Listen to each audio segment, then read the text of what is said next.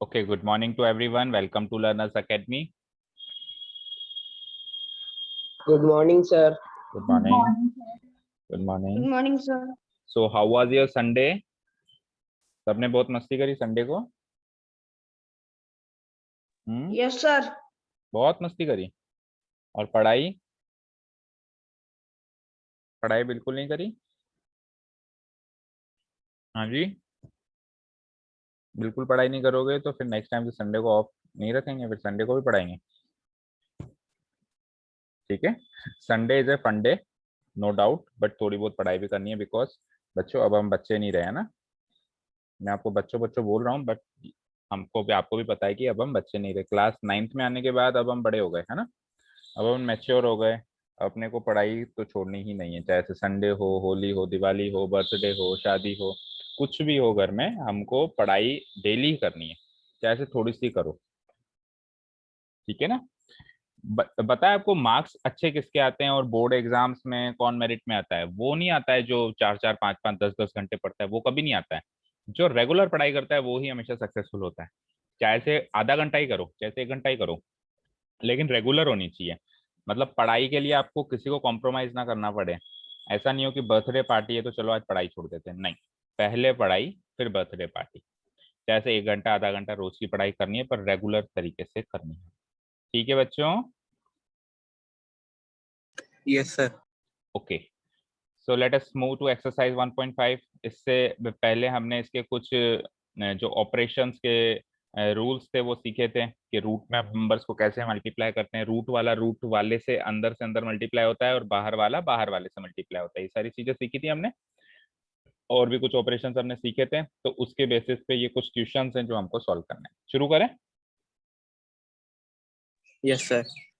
देखो, first question is classify the following numbers as rational और irrational. हमको classify करना है कि इनमें से 1 2 3 4 4 क्वेश्चन हैं, इनमें से कौन सा नंबर रैशनल है और कौन सा नंबर इरेशनल है। तो देखो, अगर सॉल्व करने के बाद इरेशनल का कोई भी पार्ट उसमें छूट जाता है, कोई भी पार्ट उसमें रह जाता है, तो देखो अगर मान लो एक भी मछली, गंदी मछली अगर तालाब में बच गई तो वो पूरे तालाब को गंदा करेगी नहीं करेगी? बताओ, करेगी ना। Yes, sir. तो फिर अगर थोड़ा सा भी इरेशनल का पार्ट छूट जाए तो वो पूरा नंबर इरेशनल हो जाएगा। पूरा का पूरा मतलब तालाब गंदा हो जाएगा, पूरा का पूरा नंबर इरेशनल हो जाएगा। और अगर कोई भी पार्ट इरेशनल का नहीं छूटता है, सारे के सारे पार्ट्स उसमें रैशनल के बचते हैं, तब वो नंबर रैशनल कहलाएगा। फॉर एग्जाम्पल, जैसे पहला क्वेश्चन है 2 माइनस रूट 5। 2 minus root 5। अब देखो, सबसे पहले तो मुझे बताओ, मैं इसको सॉल्व तो कर ही नहीं सकता हूँ। ऐसे थोड़ा ना करूंगा, 2 माइनस 5 माइनस 3, ऐसे थोड़ा ना कर सकता हूँ मैं। वो रूट के अंदर बैठा है, वो रूट के बाहर बैठा है। तो हमने आपको लास्ट सेशन में बताया था कि जब अपन प्लस या माइनस करते हैं तब सेम शक्ल के नंबर्स यानी सेम नेचर के नंबर्स होने चाहिए। तो ये तो डिफरेंट डिफरेंट नेचर के नंबर्स हैं, है या नहीं है? बताओ Yes, sir. भाई। ये तो है मान लो चॉकलेट, और वो है आइसक्रीम। अब 2 चॉकलेट और 5 आइसक्रीम का तो कोई कैलकुलेशन ही नहीं होगा ना। उसको तो अलग अलग ही बोलना पड़ेगा। 2 चॉकलेट को अलग बोलना पड़ेगा, 5 आइसक्रीम को अलग बोलना पड़ेगा, क्योंकि अलग अलग नेचर के प्रोडक्ट्स हो गई है। तो इसको सॉल्व नहीं कर सकते, ये इसी फॉर्म में रहेगा। अब अगर ये इसी फॉर्म में रहेगा तो इस पूरे नंबर में आप चेक करो, इरेशनल का कोई भी पार्ट है क्या? ये सारे पार्ट्स रैशनल के हैं। Root 5. Root Yes, sir. 5। Irrational. Root 5 है ना इरेशनल। भाई रूट 5 जो है वो इरेशनल है, तो पूरे नंबर के अंदर इरेशनल का पार्ट छूट गया। इसको सॉल्व करके हटाने की कोशिश करी, लेकिन ये हटा नहीं। तो मैंने क्या कहा, अगर एक भी गंदी मछली बच गई तो पूरे तालाब को गंदा करेगी। दैट मीन्स पूरा का पूरा नंबर क्या कहलाएगा? इरेशनल नंबर कहलाएगा। क्लियर? समझ आया? उसको हम कैसे लिखेंगे? Here Yes, sir. Root 5 is irrational. Root 5 irrational है। अब रूट 5 इरेशनल क्यों है वो बताने की जरूरत नहीं है हमको। ठीक है, रूट 5 इज इरेशनल, हेंस इसीलिए ये पूरा का पूरा नंबर जो है 2 माइनस रूट 5 बी इरेशनल होगा। क्लियर? इरेशनल वर्ड को अंडरलाइन कर देना। आंसर, ये हमारा आंसर होगा। समझ आया? Yes, sir. एक भी इरेशनल का पार्ट छूट जाए, कहीं भी इरेशनल का पार्ट दिख जाए बस उस नंबर में जो सॉल्व नहीं हो पा रहा है, तो पूरा का पूरा नंबर इरेशनल होगा। और कोई भी पार्ट इरेशनल का ना दिखे, सारे पार्ट्स रैशनल के दिखे, देन वी विल से कि ये नंबर रैशनल है। ठीक है,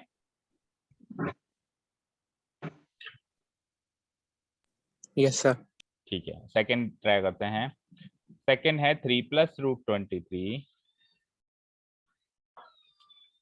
रूट ऑफ 23, सॉरी 2 नहीं, -√23। तो यू कैन सी कि अभी तो पहली नजर से देखने में तो ये नंबर हमको इरेशनल लग रहा है। कैसे कि यार ये जो है ये गंदी मछली है तो तालाब को गंदा करेगी, लेकिन मैंने क्या कहा, इसको सॉल्व करके हटाने की कोशिश करेंगे। अगर हट जाता है तो अच्छी बात है ना। अगर गंदी मछली दिख गई तो सबसे पहले तो आप यही करोगे ना कोशिश की उसमें से उस गंदी मछली को हटा दें। अब अपने को लगेगा कि यार ये गंदी मछली हट ही नहीं रही है, तो अपन कहेंगे कि चलो फिर बाढ़ में जाने दो, नहीं हटती तो। लेकिन एक बार कोशिश तो करेंगे हटाने की, कि नहीं करोगे बताओ। देखो इसको सॉल्व यस सर। करते हैं, इसको सॉल्व करते हैं। तो ये ब्रैकेट्स अगर मैं हटा दूं तो ये कुछ ऐसा दिखाई देगा, √23 -√23।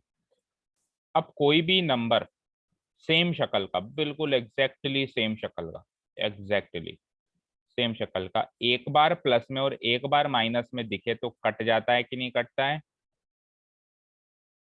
Yes sir. फॉर एग्जाम्पल अगर +5 और -5 एक साथ दिखेंगे तो कट के 0 बनेगा ना, या +x और -x दिखेंगे तो कट के 0 बनेगा ना। सेम शक्ल के दो नंबर्स जो एक बार तो प्लस में दिखाई दे रहे हो और एक बार माइनस में दिखाई दे रहे हो, तो वो दोनों कैंसिल आउट होके 0 बन जाते हैं। तो ये 0 बन गए, तो यानी कि 3+0 हो गया, 3+0 यानी कि 3 हो गया। तो ये नंबर पहले ऐसा था, लेकिन अब ये सिंप्लीफाई होकर ऐसा दिख रहा है। और इसके अंदर कोई भी रैशनल का पार्ट दिख रहा है क्या आपको? No sir. तो फिर ये नंबर क्या हो जाएगा, इरेशनल या रैशनल? रैशनल। रैशनल।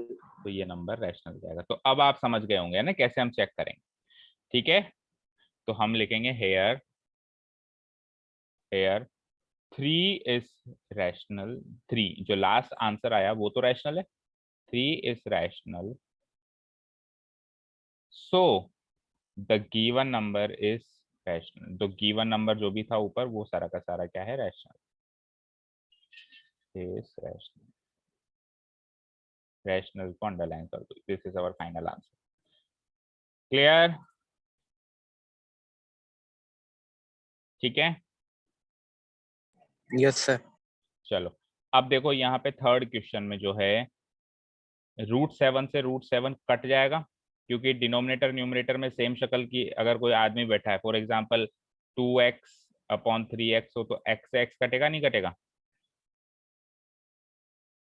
कटेगा ना। Yes sir. ठीक है, यहाँ पे भी 1 हो जाएगा, यहाँ पे भी 1 हो जाएगा, 2 1 जा 2 हो जाएगा, 3 1 जा 3 हो जाएगा। तो सिमिलरली इसमें भी हम इसको काट देंगे और ये क्या हो जाएगा 2/7। और फिर हम क्या लिखेंगे, 2/7 रैशनल है, देयरफॉर गिवन नंबर भी रैशनल है। ठीक है, हो जाएगा होमवर्क में। Yes sir. फोर्थ में देखो ये कट नहीं रहा है, 1 से √2 नहीं कट सकता ना, कट सकता है क्या? तो इस नो सर। नंबर का डिनोमिनेटर का पार्ट इरेशनल है या नहीं, है बताओ? है ना, डिनोमिनेटर का पार्ट इरेशनल है या नहीं, है बताओ? Yes sir. तो मैंने क्या कहा, कहीं भी थोड़ा सा भी इरेशनल का पार्ट छूट जाए जो सॉल्व नहीं हो पा रहा है, तो पूरा का पूरा नंबर क्या हो जाएगा, इरेशनल। तो इसको कैसे लिखेंगे हम, here √2 is irrational, therefore 1/√2 is also irrational. हो जाएगा बताओ फोर्थ वाला भी?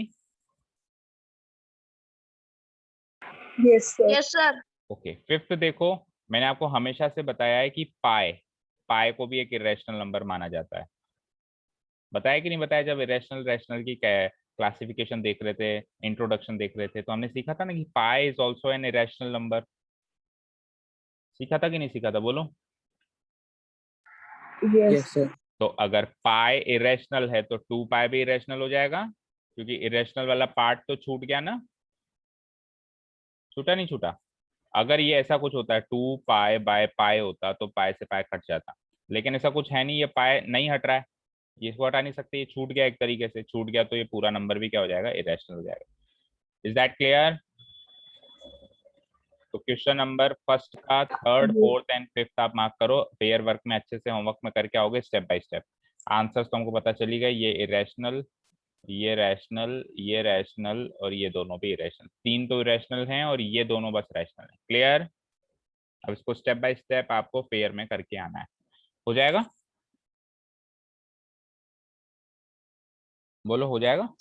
Yes sir. ओके, चलते हैं क्वेश्चन नंबर 2 पे। Question number 2 is simplify each of the following. अब इनको सिंप्लीफाई करना है ना। सिंप्लीफाई कैसे करेंगे? जो हमने कल लास्ट सेशन में जो हमने कुछ ऑपरेशंस सीखे थे इरेशनल रियल नंबर्स के, ऑपरेशंस ऑन रियल नंबर्स, कुछ प्रॉपर्टीज सीखी थी उसके थ्रू। तो उसका पहला क्वेश्चन देखो क्या है। 3 + √3 3 + √3 2 + √2। अब देखो मैं आपको एक चीज बताऊं, वो सारे जो ऑपरेशंस जो हमने सीखे थे ना, वो याद होते हैं तो अच्छी बात है, और याद नहीं होते हैं तो और भी अच्छी बात है, क्योंकि हम इन क्वेश्चंस को बिना ऑपरेशंस के ही करने वाले हैं। देखो एक फिक्स फंडा याद रखो भाई, होता क्या है, सिस्टम क्या है। जब भी ऐसा क्वेश्चन आ जाए तो हमको हर एक नंबर को मल्टीप्लाई करना है हर एक से, ठीक है।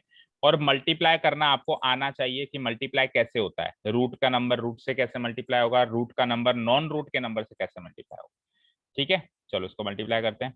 तो सबसे पहले 3 2 से मल्टीप्लाई होगा, होगा नहीं होगा? 3 × 2 बताओ, होगा ना? Yes sir. प्लस अब 3 किससे किससे मल्टीप्लाई होगा? अगला नंबर क्या है? √2 भाई। 3 2 से हो गया और 3 √2 से हो गया, दोनों जगह 3 मल्टीप्लाई हो गया। अब किसकी बारी है बताओ? सर √3 की। √3 की। वो भी दोनों से होगा, वो भी दोनों से होगा।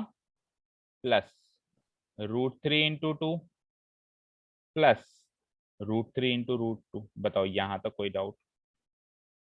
No sir. 4 पार्ट्स में मैंने इसको डिवाइड कर दिया, पहले ये इससे, ये इससे, ये इससे, ये इससे। अब आपको अलग अलग मल्टीप्लाई करना है। तो 3 2 जा क्या होगा? 6, सर 6। और 3 × √2 करेंगे तो क्या आएगा? 3 √2। Very good. देखो इसको 3 को 2 से मल्टीप्लाई मत कर देना, क्योंकि 3 रूट के बाहर है, 2 रूट के अंदर है। बाहर वाला बाहर ही बैठेगा, अंदर वाला अंदर ही बैठेगा, अंदर वाला बाहर नहीं आएगा, बाहर वाला अंदर नहीं जाएगा। क्लियर? 3 √2, yes sir. 3 √2। अब देखो यहाँ पे बाहर कौन है और अंदर कौन है? कौन है बाहर? 2। सर अंदर √3। कौन है? नहीं, बाहर सर कौन है? 2। बाहर 2 और अंदर है √3। तो कैसे लिखूंगा मैं इसको बताओ? √3 सर × 2 को 2 √3। 2 √3। हमेशा बाहर वाले को पहले लिखो और अंदर वाले को फिर बाद में लिखो, इस तरीके से। अब देखिए दोनों ही अंदर है, तो दोनों ही अंदर भाई भाई, दोनों एक दूसरे से मल्टीप्लाई हो सकते सर √6। 6। Very very good, √6। अब आप इनमें से किसी को भी ऐड नहीं कर सकते। देखो ये तो है ही एक रैशनल नंबर, इसको तो भूल ही जाओ। रैशनल नंबर कभी भी इरेशनल से सॉल्व होगा ही नहीं। अब ये 3 इरेशनल नंबर हैं, तीनों ही इरेशनल नंबर है, लेकिन इसका मतलब ये नहीं है कि तीनों ही इरेशनल है तो तीनों को हम आपस में सॉल्व कर लें, नहीं। तीनों इरेशनल नंबर है लेकिन तीनों अलग अलग शक्ल के हैं। इसकी शक्ल √2 जैसी है, इसकी शक्ल √3 जैसी है, इसकी शक्ल √6 जैसे। ये साउथ अफ्रीका का, ये इंग्लैंड का है, और ये अमेरिका का है। तो सबकी शक्लें अलग अलग हैं, तो इनको हम आपस में ना तो ऐड कर सकते हैं ना सबट्रैक्ट कर सकते हैं। सपोज करो, देखो मानो कि यहाँ पे ये 2 होता, तो अब इसकी शक्ल और इसकी शक्ल मैच हो गई। अगर होता तो मैच हो गई ना। Yes sir. तो ये 3 और 2 ऐड हो जाते, फिर इनको ऐड कर सकते थे, और 3 और 2 ऐड होके क्या बन जाते? 5 √2। भाई 3 √2 2 √2, 3 चॉकलेट 2 चॉकलेट मिलके 5 चॉकलेट। समझ में आया? लेकिन वो ऐड करने के लिए बाद वाली शक्लें सेम होनी चाहिए, नेचर सेम होना चाहिए। बट बिकॉज यहाँ पे √2 है और यहाँ पे √3 है, नेचर अलग अलग है, तो हम इसको ऐड नहीं कर सकते। और वो √6 तो बिल्कुल ही अलग नेचर का है, वो तो किसी से इनमें से ऐड हो गए। तो यही मेरा फाइनल आंसर होगा। पीछे चेक करो, इसके आगे ये सॉल्व नहीं हो सकता। करो चेक।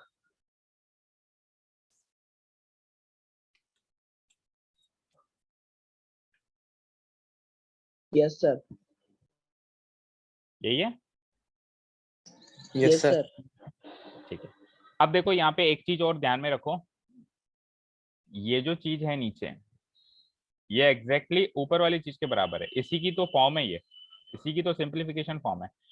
तो कोई भी ऐसी फॉर्म जिसके अंदर चीजें टर्म्स में रखी गई, ये सारी टर्म्स हैं, this is first term, this is second term, this is third term and this is fourth term, ये सारी टर्म्स हैं। तो कोई भी ऐसी चीज, ऐसा नंबर जो कि टर्म्स में रखा हुआ है, वो उसकी या तो सिंप्लीफाइड फॉर्म कहलाती है, इसकी सिंप्लीफाइड फॉर्म है, या फिर दूसरे शब्दों में कह सकते हो ये इसकी एक्सपेंडेड फॉर्म है। कौन सी फॉर्म है बेटा? Expanded form. तो अगर आपको कहे सिंप्लीफाइड फॉर्म निकालो तो भी आपको यही वाली फॉर्म निकालनी है, तो आपको कहे एक्सपेंडेड फॉर्म निकालो तो भी। फिर ऊपर वाली फॉर्म क्या है, कोई बता सकता है? ऊपर वाली फॉर्म को क्या कहेंगे? Mixed form. ना, फैक्टराइज्ड फॉर्म। देखो ये समथिंग मल्टीप्लाइड बाय समथिंग की फॉर्म में है, समथिंग मल्टीप्लाइड बाय समथिंग, इन दोनों के बीच में मल्टीप्लाई का साइन है ना। तो कोई भी चीज समथिंग मल्टीप्लाइड बाय समथिंग की फॉर्म में है तो उसको हम कहते हैं फैक्टराइज्ड फॉर्म। क्या बोलते हैं बेटा? नेक्स्ट पॉलिनोमियल चैप्टर में आपको बहुत सारे फॉर्मूले हमको सीखने हैं जिसमें सबकी फैक्टराइज्ड फॉर्म है और सबकी एक्सपेंडेड फॉर्म भी है। एक्सपेंडेड फॉर्म मतलब प्लस माइनस के थ्रू अलग अलग टर्म्स को रखा गया है। मतलब ऐसे मानो कि एक्सपेंडेड फॉर्म में तो टर्म्स दिखाई देती हैं, ये एक टर्म, ये दूसरी टर्म, ये तीसरी टर्म, ये चौथी टर्म, और फैक्टराइज फॉर्म में फैक्टर्स दिखाई देते हैं, ये पहला फैक्टर, ये दूसरा फैक्टर, फैक्टर इनटू फैक्टर। और इसमें क्या दिखाई देगी? टर्म्स प्लस टर्म्स, या माइनस भी हो सकता है कहीं पे, मान लो यहाँ माइनस हो जाए, प्लस या minus, terms plus minus terms, इस तरीके से। तो उसको हम कहेंगे सिंप्लीफाइड फॉर्म या एक्सपेंडेड फॉर्म। एंड कोई फैक्टर मल्टीप्लाइड बाई कोई फैक्टर लिखा हुआ है, ये फैक्टर्स हैं दोनों, तो उसको हम क्या कहेंगे? Factorise form. Is that clear? Yes, sir. ठीक है, Yes, sir. चलते हैं सेकंड क्वेश्चन पे। अब सब में हमको सिंप्लीफाइड फॉर्म ही निकालनी है, क्योंकि क्वेश्चन ही क्या कह रहा है, देखो, simplify each of the following. Simplify मतलब सबकी सिंप्लीफाइड फॉर्म नहीं चाहिए मुझे, और सब ऑलरेडी फैक्टराइज फॉर्म में, ये भी फैक्टराइज फॉर्म में, ये भी फैक्टराइज फॉर्म में, ये भी फैक्टराइज फॉर्म में, सबको सिंप्लीफाइड फॉर्म में लेके जाना है। Second question is 3 plus root 3 multiplied by 3 minus root 3। अब अगर आप इसको वो जो प्रॉपर्टी हमने लास्ट सेशन में सीखी थी उसके हिसाब से सॉल्व करो, तो क्या प्रॉपर्टी थी वो? a plus root B multiplied by a minus root B, यही थी। तो a तो रूट के बाहर है तो वो तो हो जाएगा a स्क्वायर, और b रूट के अंदर है तो वो केवल सिंगल भी रहेगा। ये याद की थी हमने, अगर आप याद करके आए हो तो। Yes, sir. Yes sir. ठीक है, तो उसके हिसाब से आंसर करोगे तो a का स्क्वायर मतलब 3 का स्क्वायर यानी कि 9, माइनस b यानी कि 3, 9 माइनस 3 इज इक्वल टू 6। तो नो डाउट प्रॉपर्टी अगर याद है तो बहुत जल्दी आंसर आ जाता है, लेकिन मैंने आपको क्या कहा, प्रॉपर्टी याद नहीं भी है तो भी आप आंसर ला सकते हो, सेम वही तरीके से जैसे कि पिछले वाले क्वेश्चन हमने किया, सबको सबसे मल्टीप्लाई करके। शुरू करें। मान लो हम तो एक ही तरीका जानते हैं सबको सबसे मल्टीप्लाई करने का, है ना। तो ये हो जाएगा 3 इंटू 3। बोलो अगला क्या होगा? 4 टर्म्स आएंगी यहाँ पे भी अलग अलग। पहली टर्म हो गई 3 इंटू 3, 3 दूसरी into term, minus root 3। Very good, 3 into minus root 3। Next term sir root 3 into 3। And उससे नेक्स्ट टर्म लास्ट वाली term root 3 into minus root 3। Into minus, plus minus sign का भी ध्यान रखना है। 3 3 जा 9। बोलो 3 इंटू माइनस रूट 3 क्या होगा? 3 into minus root 3, sir minus 3 root 3। Minus 3 root 3, minus भी लगेगा, 3 भी लगेगा, रूट 3 भी लगेगा। समझ में आया? ये माइनस साइन यहाँ लगा दिया, ये 3 यहाँ लगा दिया, रूट 3 यहाँ लिख दिया, क्योंकि रूट के अंदर वाला नंबर बाद में लिखते हैं, रूट से जो नंबर बाहर है उसको पहले लिखते हैं। क्लियर है? प्लस ये बताओ क्या आएगा? Sir 3 root 3। 3 रूट 3। इसमें तो चाहो तो आप ब्रैकेट लगाओ तो भी ठीक, ना लगाओ तो भी ठीक, माइनस वाले नंबर को ब्रैकेट थोड़ा लगा दिया करो बस, है ना। और लास्ट वाला आ जाओ, क्या होगा बताओ? -√9. -√9, और -√9 देखो आप खुद कह रहे हो -3। -√9, √9 तो 3 होता है ना भाई, √9 की वैल्यू तो 3 होगी ना, -3। -3। ठीक है सौम्या, आपने कहा वो भी सही है, लेकिन Yes, sir. उसको और आगे सॉल्व कर लें तो वो -3 तो बनेगा। ठीक है, और इससे हम एक कंक्लूजन पे पहुंचते हैं कि अगर सेम नंबर अंदर है तो रूट से रूट कट के वही नंबर बाहर आ जाता है, जैसे √2 इंटू √2, तो ये √4 होगा यानी कि 2, तो वही नंबर बाहर आ गया। आया नहीं आया? रूट से रूट एक तरीके से मान लो कट गया, ठीक है। और आपको इस तरीके से भी आप देख सकते हो कि √2 इंटू √2 को आप √2 का स्क्वायर लिख सकते हो। भाई 2 इंटू 2 को 2 का स्क्वायर लिख सकते हो ना, तो √2 इंटू √2 को √2 का स्क्वायर लिख सकते हो। स्क्वायर से रूट कट गया एक तरीके से, आंसर क्या कहते हैं? क्लियर है? Yes sir. ठीक है, ये सारी सिंप्लीफिकेशन टेक्निक से जो हमको आगे के लिए याद रखनी है। हाँ बोलो, कोई कुछ पूछ रहा था? सर √2 इंटू √2 को √2 का स्क्वायर हो सकता है, तो √2 4 भी लिख सकते हैं ना। √2 इंटू √2 को √2 का स्क्वायर लिख सकते हैं। अब स्क्वायर आपको 2 का थोड़ा ना करना है, पूरे √2 का करना है। 2 के स्क्वायर को 4 लिख सकते हो ना, 2 का स्क्वायर। √2 के स्क्वायर को 4 नहीं लिख सकते।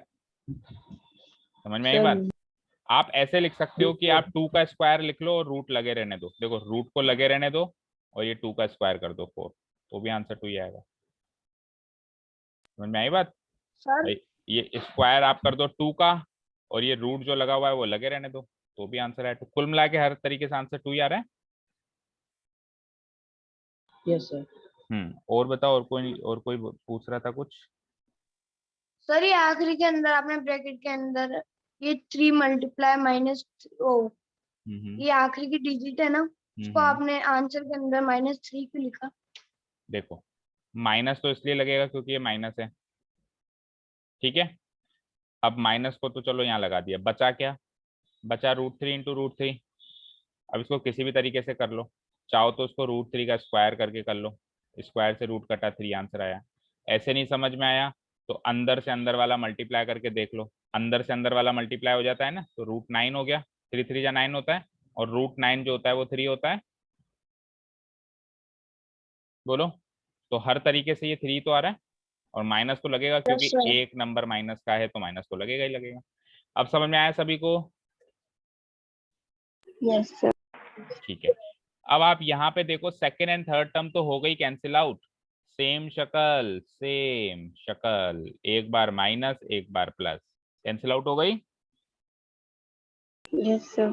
यस तो सर। ऐसे मतलब काट मत देना वहां पे, क्योंकि काटने का काम हम केवल न्यूमरेटर डिनोमिनेटर में करते हैं। फॉर एग्जाम्पल अगर 3 इंटू 2 और 5 इंटू 2 है तो हम वहां पे काट के इसको 3/5 लिखते हैं, लेकिन जब प्लस माइनस में हम कैंसिल आउट करते हैं तो हम उसको काटते नहीं है, पर हम मन में मान लेते हैं कि ये कट गया। हम उधर ऐसे डैश ऐसे निशान नहीं लगाते, लेकिन हम मन में मान लेते हैं कि ये दोनों कट के 0, मतलब इन दोनों की वैल्यू 0 हो गई। अब 0 हो गई तो लिखनी नहीं है, अगली स्टेप में केवल इन दोनों की वैल्यू लिखनी है, ठीक है। तो बचा क्या? ये तो 0 हो गया एक तरीके से, ये हो गया 9, और वहां पे बचा -3, and what is 9 - 3? It is 6 answer. Clear?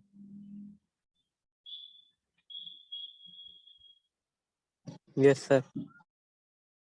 ठीक है बच्चों, चले नेक्स्ट क्वेश्चन पे, थर्ड पे। Yes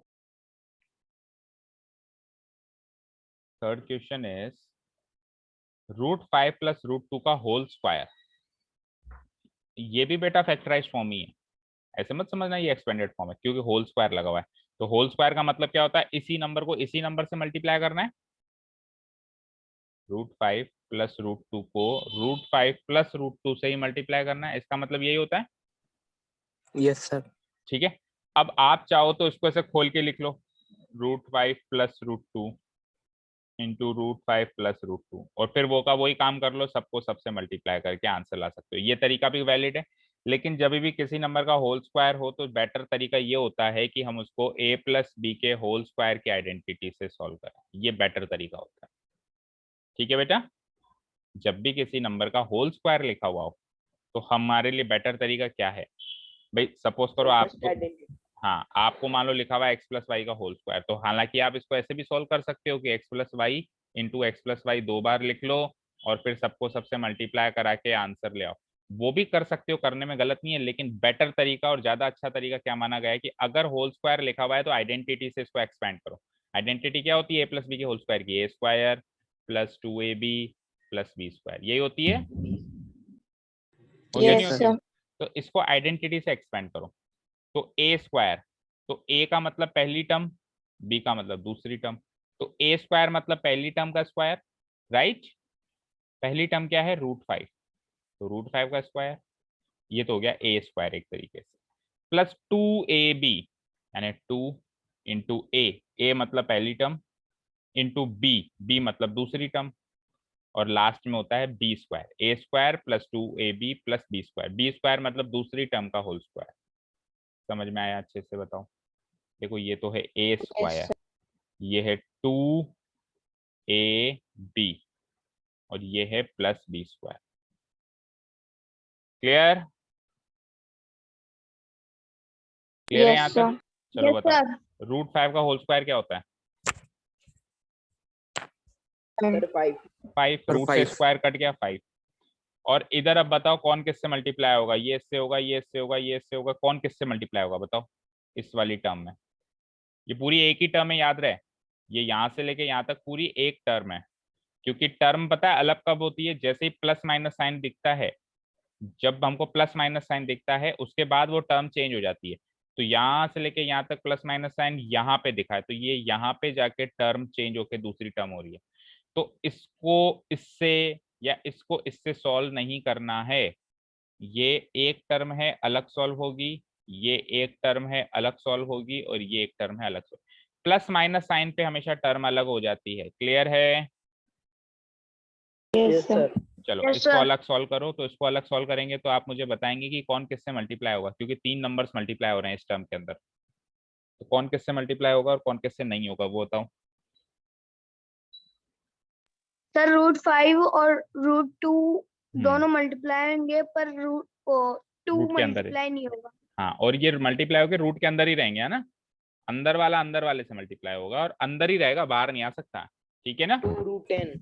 2 sir root 2 ten root very 10 good very good. 2 तो बाहर रहेगा और √5 इंटू √2 √10 हो जाएगा, और इधर वही रूट से स्क्वायर कट गया, क्या बचा? 2 बच गया। ठीक है, अब यहाँ पे क्या ऐड, कौन से टर्म आपस में सॉल्व हो सकते हैं बताओ? ये दोनों सॉल्व हो सकते हैं क्योंकि ये सेम नेचर के हैं, दोनों रैशनल हैं। ये भी रैशनल, ये भी rational, rational rational by by. ये इरेशनल है, ये अलग रहेगा ना, और इसकी शक्ल भी अलग दिख रही है। तो 5 + 2 क्या हो जाएगा? 7 + 2 √10। This is my final answer. Check करो पीछे।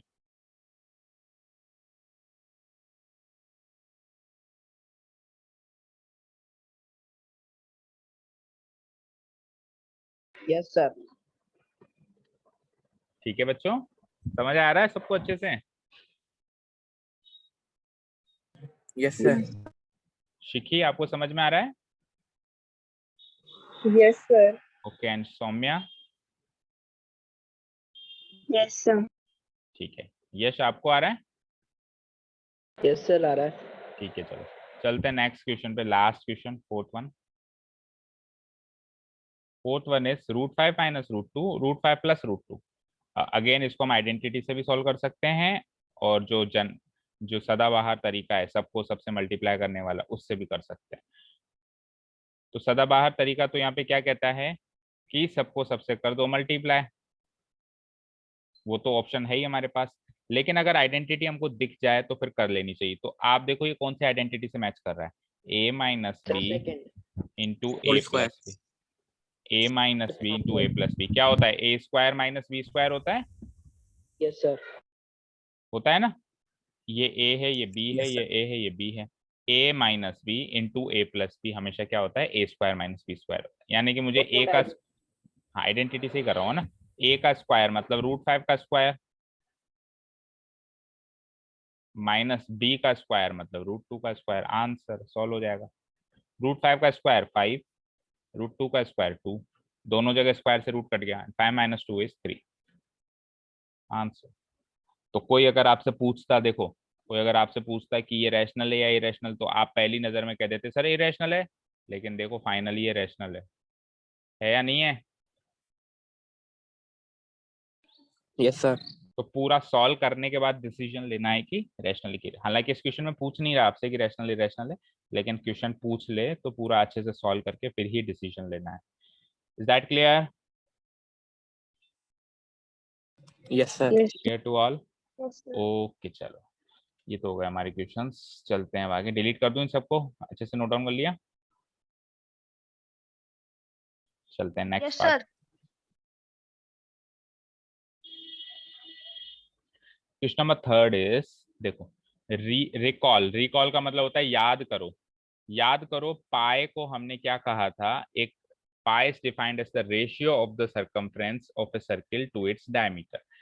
सर्कमफ्रेंस को जब मैं डायमीटर से डिवाइड करता हूं तो मुझे पाए मिलता है, ऐसा हमको बचपन में या कुछ क्लासेस पहले बताया गया था।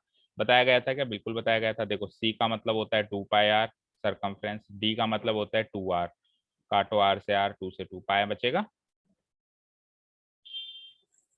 बोलो, circumference of circle 2 pi R होता है, फॉर्मूला याद है आपको? नहीं है याद? Yes, sir. एंड डायमीटर क्या होता है? रेडियस का दुगना, यानी 2 आर, 2 इंटू आर। तो 2 से 2 गया, आर से आर गया, तो पाए बचता है केवल। तो मैं कह सकता हूँ पाए जो होता है सरकमफ्रेंस और डायमीटर का रेशियो होता है, सरकमफ्रेंस डिवाइडेड बाय डायमीटर। देखो ये क्या भी रहा है यहाँ पे, pi equal to C by D. ठीक है, तो ये कह रहा है कि अगर पाए की वैल्यू सी बाई डी होती है तो फिर तो सी यानी सरकमफ्रेंस एक रैशनल नंबर आएगा और डायमीटर ये भी एक रैशनल नंबर आएगा, तो ये भी एक रैशनल नंबर आएगा। तो रैशनल को रैशनल से डिवाइड करने से तो आंसर रैशनल ही आएगा ना? आएगा नहीं आएगा बताओ? Yes, sir. तो फिर Yes, पाए sir. रैशनल क्यों हुआ? फिर ये पाए रैशनल क्यों हुआ? जब इसकी वैल्यू रैशनल है तो इसकी वैल्यू एक इरेशनल नंबर के इक्वल क्यों आई? This seems to contradict the fact that pi is rational. ये चीज से इस फैक्ट का कॉन्ट्राडिक्शन हो रहा है। कॉन्ट्राडिक्शन मतलब उसका विरोध हो रहा है कि पाई रैशनल है, दैट मीन्स या तो पाई रैशनल नहीं है। तो how will you resolve this contradiction? तो इस विरोध को आप कैसे सॉल्व करोगे? तो देखो ऐसे क्वेश्चंस एग्जाम में आते नहीं है, केवल आपके सोचने के आपको सोचने पे मजबूर करे ऐसे क्वेश्चंस होते हैं, आपको ओरली इसको सोच से सॉल्व करना होता है। तो देखो इसका आंसर हम ये लिख सकते हैं कि पाए जो है सी बाई डी हम लिख रहे हैं, तो सरकमफ्रेंस के अंदर या डायमीटर, सरकमफ्रेंस के अंदर तो डायमीटर के अंदर तो पाए आता नहीं, लेकिन सरकमफ्रेंस के अंदर जो 2 पाई आर आता है और डायमीटर के अंदर जो 2 आर आता है, तो सरकमफ्रेंस के अंदर जो ये पाए आता है और ये वाला जो पाए है, ये दो अलग अलग नंबर्स होते हैं। पाए वैसे तो इरेशनल नंबर होता है, पाए वैसे तो इरेशनल नंबर होता है, लेकिन सरकमफ्रेंस के अंदर जो अपन पाए लेते हैं उसकी वैल्यू अपन 22/7 लेते हैं कि नहीं लेते हैं? बताओ। Yes, sir. तो Yes, sir. सरकमफ्रेंस के अंदर पाए जो लिया वो तो रैशनल लिया ना आपने, इरेशनल कहाँ लिया? बताओ। आपने अगर किसी को पी बाई क्यू की फॉर्म में लिख लिया तो वो रैशनल है। तो केवल सॉल्व करने के पर्पज से हम एक इरेशनल नंबर पाए को रैशनल बना के 22/7 वैल्यू मान लेते हैं। इसीलिए ये कॉन्ट्राडिक्शन आ रहा है कि यहाँ पे तो रैशनल आ रहा है और यहाँ पे रैशनल है। तो हम इसके 2 लाइंस में आंसर दे सकते हैं। वैसे ये एक तरीके से फालतू क्वेश्चन है, पर चलो हम कर लेते हैं इसको। क्वेश्चन नंबर 3 का हम ये सॉल्यूशन लिख सकते हैं कि pi is an, we know that we know that we know that pi is an irrational number.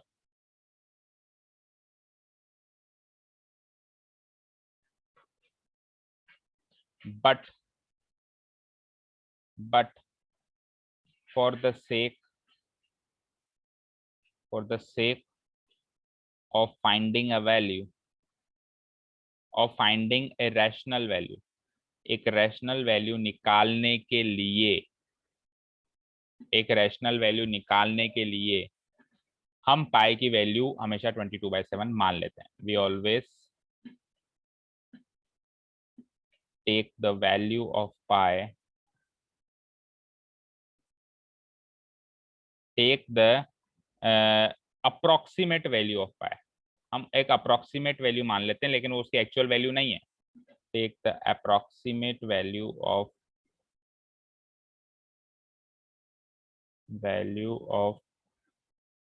Pi equal to 22/7।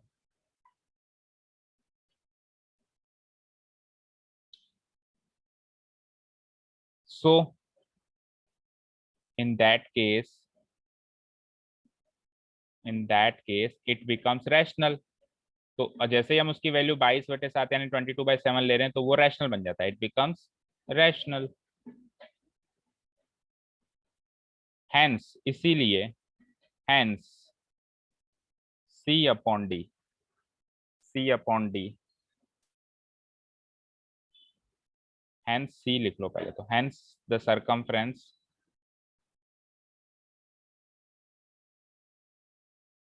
hence the circumference C becomes rational,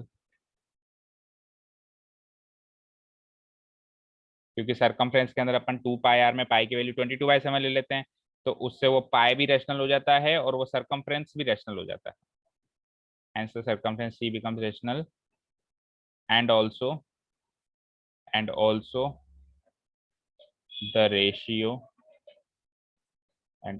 the ratio C by D becomes rational.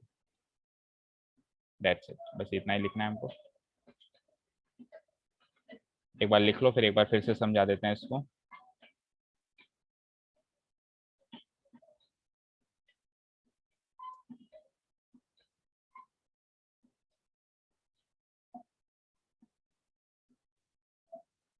Yes sir, लिख लिया।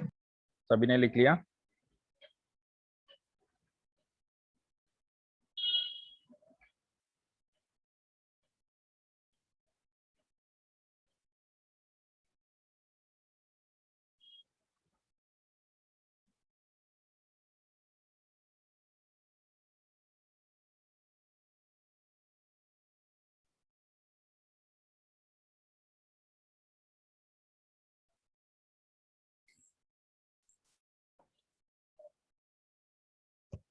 लिख लिया सबने? बोलो बच्चों। Yes sir. Yes, sir. Okay, देखो ये कह रहा है, इस क्वेश्चन में हमने क्या कहा, हमने ये कहा कि पाए वैसे तो एक इरेशनल नंबर है। क्यों है ये इरेशनल नंबर? क्योंकि पाए को अगर अपन सॉल्व करने बैठेंगे तो ज्यादा से ज्यादा अपन पाए बाय 1 लिख लेंगे, तो पी बाई क्यू में लिखने के बाद पी एंड क्यू दोनों इंटीजर्स आने चाहिए थे, तो क्यू तो इंटीजर आ रहा है, लेकिन ये एक इंटीजर थोड़ी ना है, पाए को इंटीजर थोड़ी ना, इंटीजर तो ये होते हैं ना 1 2 3 4। उस इंटीजर्स में कभी भी पाए सुना है भी पाए भी एक इंटीजर हो? सुना है No, क्या sir. बेटा? नो। तो इसको पी बाई क्यू की फॉर्म में लिखने के बाद पी और क्यू इंटीजर नहीं मिले, तो उस हिसाब से तो पाए बन गया इरेशनल। लेकिन जब अपन सरकमफ्रेंस निकालते हैं 2 पाई आर, तो अपने को ये सरकमफ्रेंस एक रैशनल वैल्यू चाहिए होती है। इसकी खातिर अपन इस पाए की वैल्यू को रैशनल ले लेते हैं 22/7, ताकि ये पूरी वैल्यू रैशनल मिल जाए और सरकमफ्रेंस भी रैशनल मिल जाए। तो हम केवल एक रैशनल वैल्यू निकालने की खातिर पाए की, जो कि इरेशनल नंबर है, उसकी एक अप्रोक्सीमेट वैल्यू रैशनल नंबर मान लेते हैं, इसीलिए वो उस समय रैशनल बन जाता है, जबकि पाए वैसे हमेशा इरेशनल नंबर होता है। ये सारी बात हमने ऊपर लिखी है।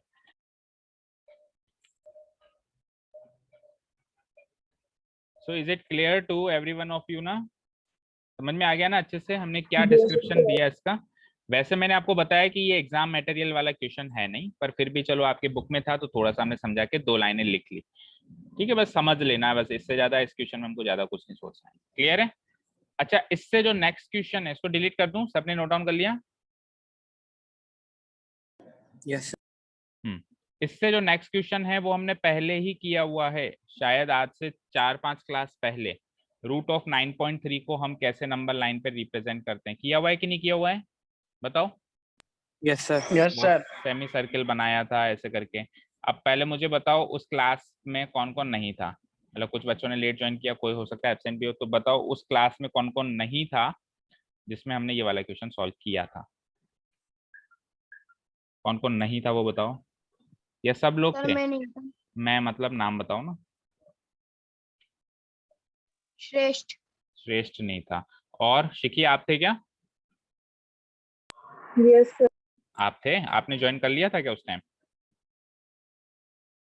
Yes, sir. वो मेरी फर्स्ट क्लास थी। ओके, तो आपको तो आता है, मतलब केवल एक श्रेष्ठ को नहीं आता। तो श्रेष्ठ फिर आपको शिखी आपने कब ज्वाइन किया था, आपको डेट याद है?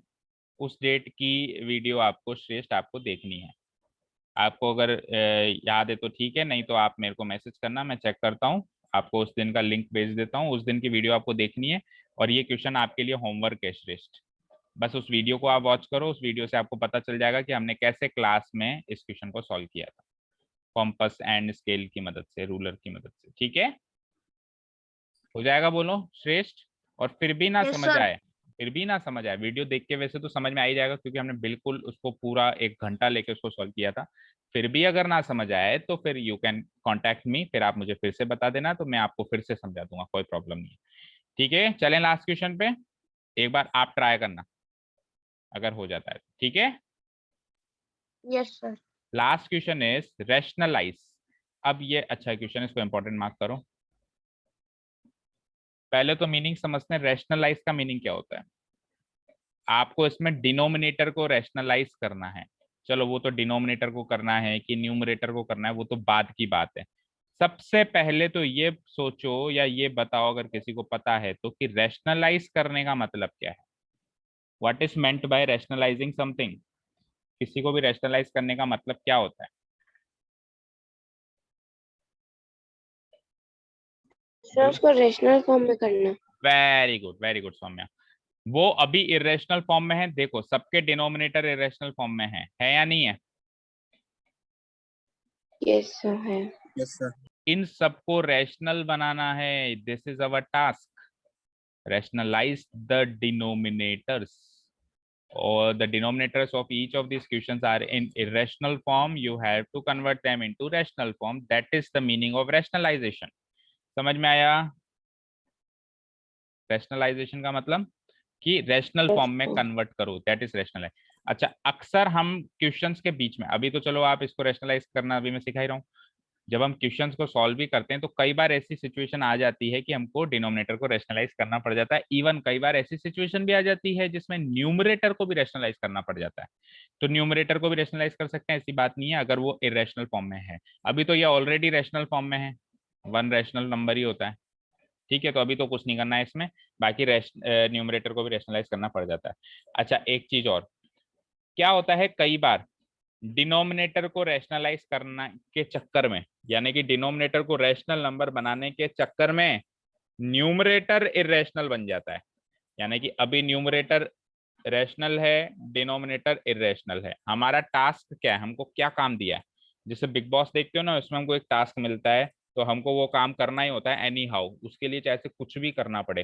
तो हमको हमारा टास्क है डिनोमिनेटर को इरेशनल से रैशनल बनाना, चाहे से उसके लिए न्यूमरेटर को इरेशनल बनाना पड़े तो भी हम पीछे नहीं हटेंगे। Is that clear. क्योंकि उसने क्वेश्चन में ऐसा कहीं थोड़ा ना कहा है कि आप डिनोमिनेटर को रैशनल बनाओ और न्यूमरेटर को भी रैशनल ही रहने दो, ऐसा उसने नहीं कहा। न्यूमरेटर कुछ भी बन जाए हमको मतलब नहीं है, चाहे से वो रैशनल का रैशनल रहता है तो अच्छी बात है, लेकिन अगर वो इरेशनल बन जाता है तो भी हमको लोड नहीं लेना या सोचना नहीं यार ये कैसे चेंज हो गया, होने दो। आपका काम है डिनोमिनेटर को rational number banana, this is our the very very core task of this question. ठीक है बेटा, करें। अब सुनो ध्यान से, कैसे हम इसको रैशनल बनाएंगे। तो हम पहले चेक करेंगे कि नीचे एक टर्म है या एक से ज्यादा टर्म है। तो ये एक ही टर्म है, वन टर्म। यहाँ पे दो टर्म्स हैं, दो टर्म्स है ना यहाँ पे बताओ दो टर्म्स हैं, और यहाँ पे बताओ दो यहाँ पे भी टर्म्स। दो टर्म्स है। तो एक टर्म वाले डिनोमिनेटर को रैशनलाइज करने का थोड़ा सा प्रोसेस डिफरेंट है, और दो टर्म्स वाले डिनोमिनेटर को रैशनलाइज करने का प्रोसेस थोड़ा सा स्लाइटली डिफरेंट है। तो दो टर्म्स पे बाद में बात करेंगे। अच्छा, और आप कहो सर तीन टर्म्स हो तो तीन टर्म्स हमारे कोर्स में नहीं है। अगर तीन टर्म्स आएगा तो बाद में हायर क्लासेस में आएगा, उसको तभी देखेंगे। अभी हमारे कोर्स में केवल सिंगल टर्म और डबल टर्म वाले डिनोमिनेटर्स दिखेंगे जिसको हमको रैशनलाइज करना। तो पहले सिंगल टर्म की बात करते हैं। तो सिंगल टर्म के क्वेश्चंस को में हम कैसे रैशनलाइज करेंगे। क्वेश्चन है 1/√7। ठीक है, दिस इज आवर क्वेश्चन। देखिए, we can write 1/√7 equal to, सुनना बेटा ध्यान से, जो भी डिनोमिनेटर है उसको उठाओ और उसी से मल्टीप्लाई कर दो। जो भी डिनोमिनेटर है उसको उठा के उसी से मल्टीप्लाई कर दो। यहां तक चीज समझ में आई। यहां तक चीज समझ में आई क्या। Yes sir. लेकिन अब अगर मैंने इसको √7 से मल्टीप्लाई कर दिया डिनोमिनेटर को, तो न्यूमरेटर बुरा मान जाएगा ना? बोलो, मानेगा नहीं मानेगा? तो फिर न्यूमरेटर को भी उसी से कराओ जिससे डिनोमिनेटर को कराया है। चीज समझ में आई? Yes or no? बोलो। अगली सर। आ गई। तो Yes, sir. It becomes 1 into √7। अब देखो इस फ्रैक्शन की और इस फ्रैक्शन की वैल्यू अभी बिल्कुल सेम है, क्योंकि वापस मैं √7 से √7 काट के 1/√7 बना सकता हूँ ना इसको, लेकिन मैं काटूंगा नहीं। लेकिन मैं बता रहा हूँ कि इसकी वैल्यू सेम है। फॉर एग्जाम्पल आप ध्यान से सुनो, ध्यान से सुनना जो मैं कह रहा हूँ। मुझे बताओ 1/2 की वैल्यू क्या होती है?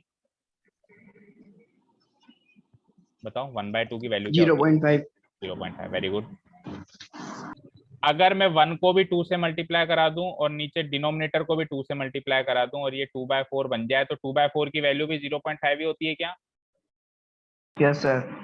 अगर मैं इसको न्यूमरेटर को 3 से मल्टीप्लाई करा दूं और डिनोमिनेटर को भी 3 से मल्टीप्लाई करा दूं, इट बिकम्स 3/6, तो 3/6 की वैल्यू भी 0.5 होती है क्या? Yes, sir. अगर मैं इसको 4 से मल्टीप्लाई करा दूं और डिनोमिनेटर को भी 4 से मल्टीप्लाई करा दूं, इट बिकम्स 4/8, एंड 4/8 भी 0.5। And one more last time, अगर मैं इसको 5 से करा दूं एंड डिनोमिनेटर को भी 5 से करा दूं, विच विल बिकम 5/10, तो 5/10 की वैल्यू भी 0.5। Yes or no? Yes sir. इन Yes, सारी sir. बातों से क्या साबित होता है माय लॉर्ड? ये साबित होता है कि अगर न्यूमरेटर एंड डिनोमिनेटर को सेम नंबर से मल्टीप्लाई किया जाए, सेम नंबर से, अलग अलग से नहीं, तो फ्रैक्शन की वैल्यू नहीं बदलेगी। राइट? राइट और रॉन्ग? राइट। तो फिर यहाँ पे भी तो मैंने सेम नंबर से मल्टीप्लाई कराया है, √7 से एंड √7 से। दैट मीन्स इस फ्रैक्शन की वैल्यू वही है जो पहले थी, मैंने कुछ भी नहीं बदली है। नहीं बदली है ना? सर √7 ही क्यों लिया? क्योंकि यहाँ पे √7 को भगाना है, जिसको भगाना है उसी को लेना है। यही तो ट्रिक है, जिसको भगाना है उसी को लेना है। अब देखो √7 से √7 मल्टीप्लाई होके 7 बन जाएगा ना, डिनोमिनेटर से भाग गया ना रूट। समझे क्या? बोलो। Yes, sir. मुझे बताओ, आपको 3 को 6 बनाना है तो आपकी मजबूरी है 2 से मल्टीप्लाई करना। हम उस समय ऐसे थोड़ा कर सकते हैं सर 2 से ही क्यों किया, अरे बनाना ही 6 है तो 2 से ही करना पड़ेगा ना। तो √7 को आपको 7 बनाना है तो आपकी मजबूरी है √7 से ही मल्टीप्लाई करना पड़ेगा। आप समझ गए? Yes sir. Yes sir. ठीक है, तो अब आप न्यूमरेटर से न्यूमरेटर मल्टीप्लाई कराओ, डिनोमिनेटर तो 1 से कोई सी भी नंबर को मल्टीप्लाई कराएंगे वो नंबर आए, वो सेम नंबर वही आएगा। जैसे 5 1 जा 5, 6 1 जा 6, 7 1 जा 7, तो √7 बन जा √7। चलो नीचे जो है √7 से √7, रूट से रूट कट के क्या बन गया? 7 बन गया। कैसे भी देख सकते हो उसको, √7 इंटू √7 को आप √7 का स्क्वायर कर दो, स्क्वायर से रूट कट के 7 आए, कैसे भी देख लो। और वैसे मैंने आपको डायरेक्ट ट्रिक बताई है कि अगर सेम सेम नंबर हो तो रूट से root as it is cut के एक बार वो नंबर आ जाता है। तो अब इस नंबर के अंदर डिनोमिनेटर पे रूट दिखाई दे रहा है या नहीं दिखाई दे रहा है?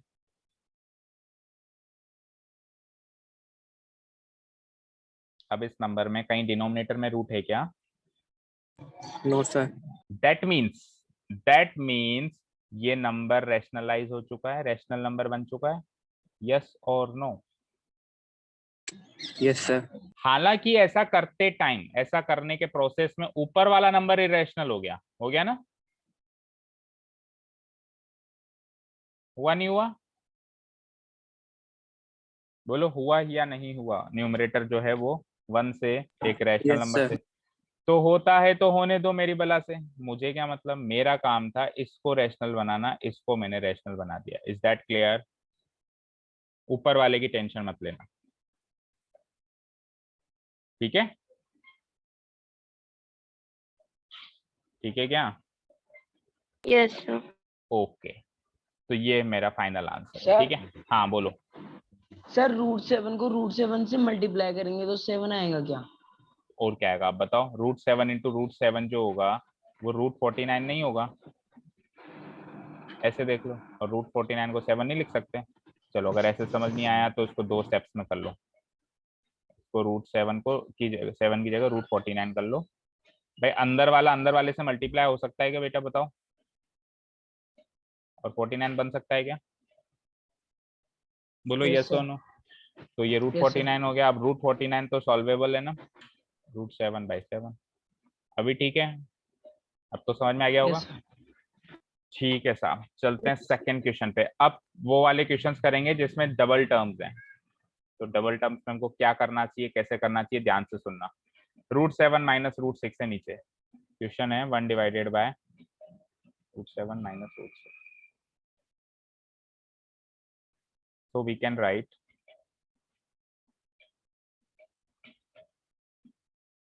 One divided by √7 minus √6 equal to, सुनो ध्यान से, जब सिंगल नंबर था तो उसको उसी से मल्टीप्लाई किया था, सिंगल टर्म था तो उसको उसी से मल्टीप्लाई किया था, हाँ या ना। Yes, sir. तो जब डबल टर्म्स आ जाएंगी तो ऑब्वियसली दोनों टर्म्स का कुछ ना कुछ तो लेना पड़ेगा। भाई इसका भी कुछ लेना पड़ेगा, इसका भी कुछ लेना पड़ेगा, नहीं तो इसका ले लेंगे तो ये बुरा मानेगा, इसका लेंगे तो दोनों का कुछ ना कुछ तो लेना पड़ेगा। तो क्या लें, कैसे लें, समझ नहीं आ रहा। तो एक वर्ड होता है, आपने सुना हो तो 6th-7th क्लास में, कॉन्ज्यूगेट। कॉन्ज्यूगेट सुना है क्या कभी? हर एक नंबर का मैं एक कॉन्जुगेट निकाल सकता हूँ जो डबल टर्म्स में रखा हुआ है। डबल टर्म्स वाले नंबर का कॉन्जुगेट निकलता है, सिंगल टर्म वाले का नहीं निकलता है। क्या होता है कॉन्जुगेट? नहीं सुना कॉन्जुगेट? देखो, No, sir. No sir. Conjugate means उन दोनों नंबर्स के बीच के साइन को उल्टा कर देना, प्लस का माइनस कर देना, माइनस का प्लस कर देना। अगर a प्लस बी का कॉन्जुगेट पूछे तो क्या हो जाएगा, a माइनस बी, मतलब प्लस का माइनस कर देना। और अगर a माइनस बी का कॉन्जुगेट पूछे तो क्या हो जाएगा, a प्लस बी, माइनस का प्लस कर देना। अब समझ में आया कॉन्जुगेट का मतलब? तो हम क्या करेंगे, इसके कॉन्जुगेट से मल्टीप्लाई करेंगे। इसका कॉन्जुगेट क्या आएगा, √7 प्लस √6 आएगा, नहीं आएगा? तो इस नंबर को हम इसके कॉन्जुगेट से मल्टीप्लाई करेंगे, तब जाके डिनोमिनेटर से इरेशनल नंबर गायब होगा। करो, देखो ओरिजिनल डिनोमिनेटर लिख रहा हूं पहले मैं। ओरिजिनल डिनोमिनेटर है √7 माइनस √6, ये तो है ओरिजिनल डिनोमिनेटर, इनटू अब इसी का कॉन्जुगेट क्या होगा, √7 प्लस √6। समझ आया? ये चीज समझ में आई? पहले तो ये बताओ, ये है ओरिजिनल डिनोमिनेटर और ये है इसी का कॉन्जुगेट। तो ओरिजिनल डिनोमिनेटर को उसी के कॉन्जुगेट से मल्टीप्लाई करवाया मैंने। यहाँ तक क्लियर है? Yes, sir. अब जिस नंबर से डिनोमिनेटर को मल्टीप्लाई कराया है उसी नंबर से न्यूमरेटर को भी कराना पड़ेगा या नहीं पड़ेगा? नहीं तो वैल्यू चेंज हो जाएगी ना, वैल्यू तो सेम रखनी है ना हमको फ्रैक्शन की। बोलो भाई, अगर मेरे पास 1/2 है और अगर मैंने 2 को 2 से मल्टीप्लाई करा दिया और 1 को एज इट इज छोड़ दिया, 1/4 कर दिया, तो इन दोनों की वैल्यू तो अलग अलग हो गई। ये 0.5 था, ये 0.25 है, जबकि वैल्यू हमको अलग अलग नहीं करनी। तो इसलिए मुझे न्यूमरेटर को भी 2 से कराना पड़ेगा और 2/4 लिखना पड़ेगा। अब दोनों की वैल्यू सेम हो जाएगी ना, yes or no? Yes, sir. तो अब मैं न्यूमरेटर को भी उसी से कराऊंगा जिससे मैंने डिनोमिनेटर को कराया। तो न्यूमरेटर क्या है मेरा, 1, उसको मैं उसी नंबर से मल्टीप्लाई कराऊंगा जिससे मैंने, बताओ किस नंबर से मल्टीप्लाई होगा, किससे होगा बताओ, √7 प्लस √6। भाई डिनोमिनेटर को किससे कराया है चेक करो, उसी नंबर से आप न्यूमरेटर को। देखो ये तो ओरिजिनल फ्रैक्शन था एक तरीके से, इसको मैंने जिससे कराया उसको भी उसी से कराना पड़ेगा। सेम नंबर से न्यूमरेटर एंड डिनोमिनेटर को मल्टीप्लाई कराना पड़ेगा। क्लियर है क्या?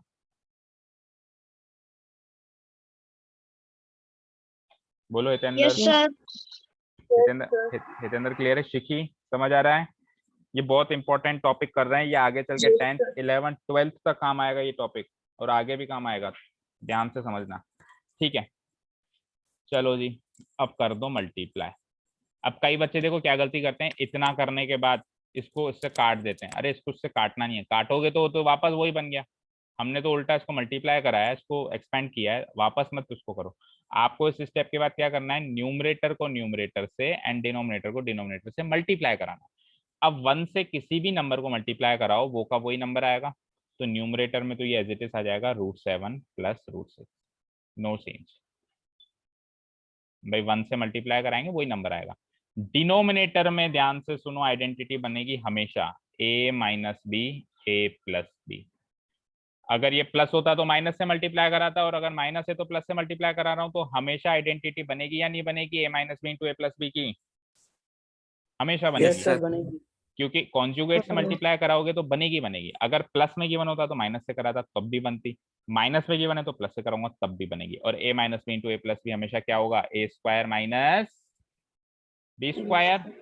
तो ए का स्क्वायर करना है, मतलब इसका स्क्वायर करना है, फिर माइनस लगाना है और फिर बी का स्क्वायर करना है, यानी √7 का स्क्वायर करो माइनस बी क्या है √6 उसका स्क्वायर करो। इसको सॉल्व करते हैं हम।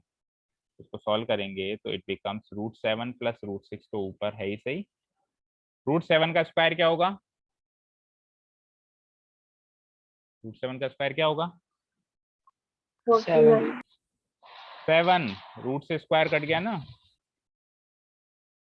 सौम्या बेटा। 49 तो 7 का स्क्वायर होगा। 49 तो 7 का स्क्वायर होता है, उसके ऊपर तो रूट 7 का 49 किसने कहा? फिर ऊपर से रूट भी तो लगा हुआ है, तो 49 का √7 हो जाएगा ना। और √6 का स्क्वायर क्या होगा? 6 का स्क्वायर नहीं करना, √6 का स्क्वायर करना है। तो स्क्वायर से रूट एक तरह से कट जाएगा और बचेगा क्या? 6। क्लियर? समझ आया? It becomes Yes, sir. √7 plus √6 divided by 7 minus 6 क्या होता है? 1। तो चेक करो बच्चों, डिनोमिनेटर रैशनलाइज हुआ या नहीं हुआ? Yes, sir. फिर चाहे से न्यूमरेटर डी रैशनलाइज हो गया, ये रैशनलाइज हो गया, वो डी रैशनलाइज हो गया, या इरेशनलाइज हो गया, इरेशनल नंबर में चेंज हो गया, तो उससे मतलब ही नहीं है ना, होता रहे, मुझे क्या मतलब?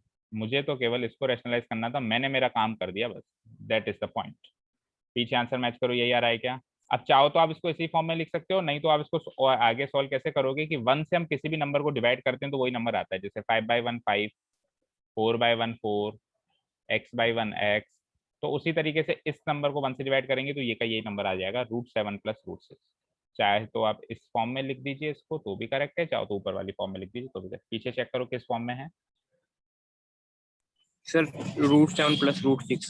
नीचे वाली फॉर्म में है ना। तो इसमें डिनोमिनेटर 1 है ऑब्वियसली। कोई पूछे इस नंबर का डिनोमिनेटर क्या है तो ऐसे नहीं कहोगे सर डिनोमिनेटर तो दिख ही नहीं रहा। अरे दिख रहा है, जिसका डिनोमिनेटर कुछ नहीं है उसका डिनोमिनेटर हमेशा 1 होता है, ठीक है। जिसका कोई नहीं होता उसका भगवान होता है कि नहीं होता है?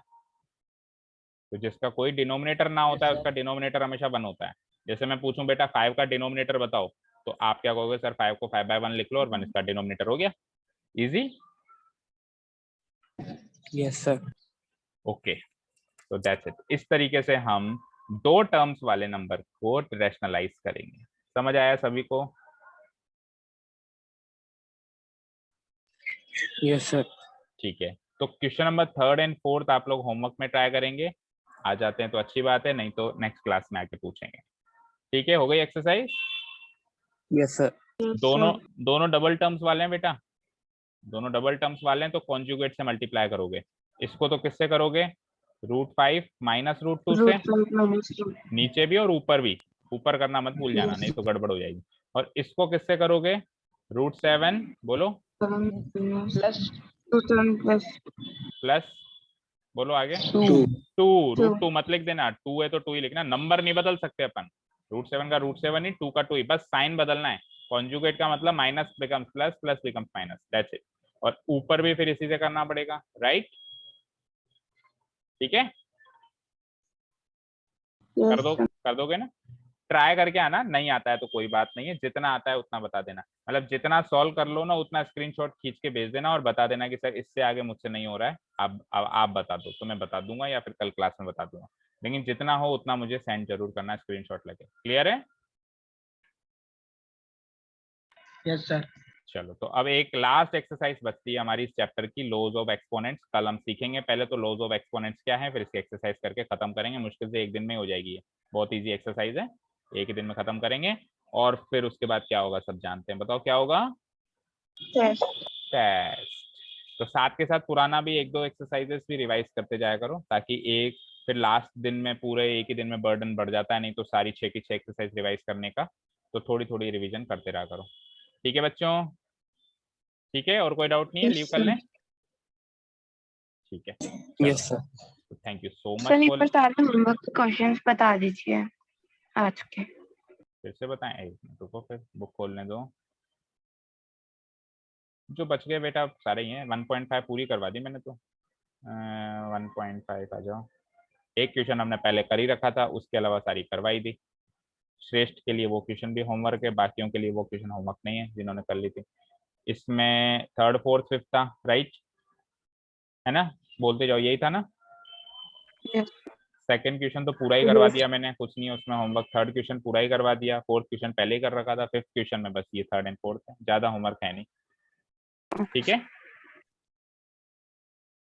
ठीक है बच्चों, 5 क्वेश्चन होमवर्क है, पहले के 3, पांचवे के 2। क्लियर है अभी? Yes. Okay, Sir. Thank you so much for listening to us. Have a nice day and keep learning. Bye bye.